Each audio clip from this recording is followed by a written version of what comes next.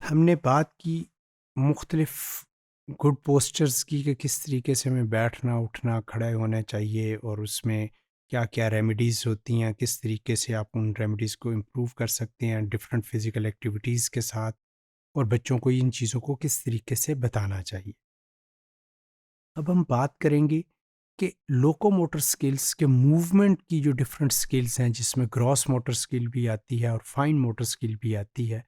तो उसमें जब आप काम करते हैं तो या उसमें करते वक़्त उसको किस सही अंदाज़ से करना चाहिए, उसमें पोस्चर किस तरीके से होना चाहिए, उसमें हमारे बॉडी पार्ट्स की मूवमेंट किस तरीके से होनी चाहिए।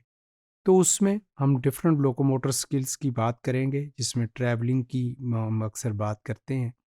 तो उसमें सबसे पहले हम देखेंगे how you can go for walking. आप किस तरीके से आपको चलना जो है वो अच्छे अंदाज से किस तरीके से आपको चलना चाहिए। तो first of all we are going to talk about walking. Walking mean each foot moves alternatively के जब भी आप चलते हैं तो दोनों पाँव बारी बारी काम करते हैं, वन बाय वन, अल्टरनेटिवली, एक के बाद दूसरा, दूसरे के बाद पहला, पहले के बाद दूसरा।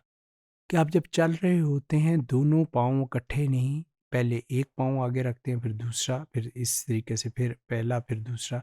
तो अल्टरनेटिवली आप इसको काम को करते हैं। One foot always contacting the floor, कि इस सारे प्रोसेस के दौरान या वॉकिंग के दौरान आपका एक पाँव का ताल्लुक जो है वो ज़मीन के साथ ज़रूर रहता है। अगर आप सही अंदाज में वॉक करना चाहते हैं, अच्छे अंदाज से चलना चाहते हैं, तो कुछ चीज़ों का ज़रूर ख्याल रखें। मसलन सबसे पहले हेड अप, आइज़ फॉरवर्ड, कि सर सामने सीधा होना चाहिए, ऊपर होना चाहिए और आंखें सामने देख रही हों, आइज़ फॉरवर्ड हों।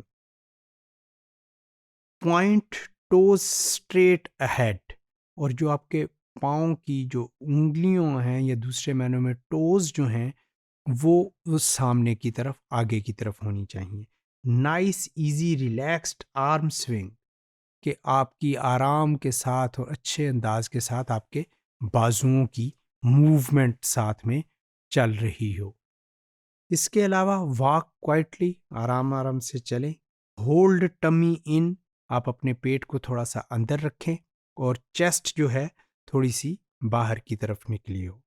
इसके अलावा push of from floor with toes, और कोशिश करें कि आप अपने पाँव की जो फुटबॉल्स हैं या पाँव का जो पंजा जो होता है उसके साथ ज़मीन को बैक की तरफ, पीछे की तरफ पुश करते हैं। तो फिर आप ऑटोमेटिकली आपको आगे स्टेप फॉरवर्ड की तरफ जाते हैं। आप कभी वॉकिंग कर रहे हों तो आप देखें ये किस तरीके से आप पाँव के साथ आप ज़मीन को पुश कर रहे हैं। ये अगर ये देखें तो आपने साइंस में एक कानून पढ़ा होगा, न्यूटन्स लॉ पढ़े होंगे। न्यूटन लॉ, उसका थर्ड लॉ ऑफ मोशन है कि हर एक्शन का रिएक्शन होता है मगर अपोजिट डायरेक्शन में होता है। तो आप जब ज़मीन को पाँव के साथ पुश करते हैं तो वो ज़मीन आपको आगे की तरफ मूव करने में मदद देती है। तो आप जितनी फोर्स उस पे एक्सर्ट कर रहे होते हैं उतनी ही फोर्स के साथ वो आपको अपोजिट डायरेक्शन में आपको फोर्स के साथ पुश अप हो रहे होते हैं। तो जब आप चलते हैं तो आप अपना पोस्चर जो है वो स्ट्रेट रखेंगे और ये चेस्ट हल्की सी बाहर और टमी इन, और आपका एक पाँव का कांटेक्ट जो है वो ज़मीन से मस्ट रहेगा, दूसरा आप उठाएंगे और जो आपका टोज़ है उसके साथ आप ज़मीन को बैक साइड की तरफ पुश करेंगे। तो इस तरीके से आप करेक्ट अंदाज में वॉक करते हैं या चलते हैं।